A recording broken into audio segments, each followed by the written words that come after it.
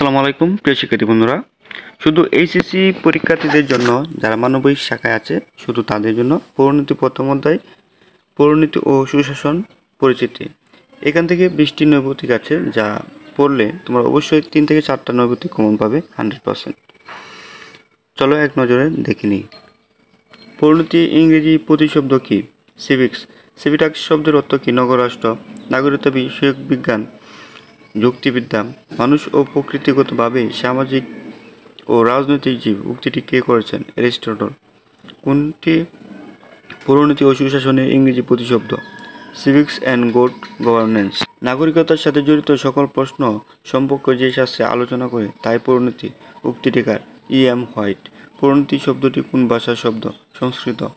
কোন ভাষার নগরকে পুর বা পুরী বলা হয়? সংস্কৃত। আজমল সাহেব এলাকার মসজিদের সভাপতি হিসেবে দায়িত্ব পালন করেছেন। অন্যদিকে মেঘনাথ বাবু একই এলাকার একটি মন্দির পরিচালনা করেন। উভয়ের পরিচালিত প্রতিষ্ঠানগুলো কী ধরনের প্রতিষ্ঠান? সামাজিক প্রতিষ্ঠান। বর্তমান নগর রাষ্ট্রের স্থান দখল করছে কোনটি? প্রদেশ। পৌরনীতি কোন বিজ্ঞানের শাখা? সামাজিক বিজ্ঞানের শাখা। প্রাচীন গ্রিসে কোন অধিকার ভোগকারীদের নাগরিক বলা হতো? রাজনৈতিক। জাতীয় রাষ্ট্রের ধারণা প্রথম কে ব্যক্ত করেন? মেকিয়াভেলি। পৌরনীতি ও সুশাসন পাঠের ফলে নাগরিকগণ কোন স্বার্থকে বেশি প্রাধান্য দেয়? ব্যক্তি স্বার্থ। দ্য ফিলোসফি অফ সিটিজেনশিপ গ্রন্থটি রচয়িতাকে? E.M. হোয়াইট। উচ্চ মাধ্যমিকের ক্লাসে বাংলাদেশ সমুদ্র বিজয় সম্পর্কিত আলোচনা সাধারণত কোন বিজয়ের স্থান? পৌরনীতি ও সুশাসন।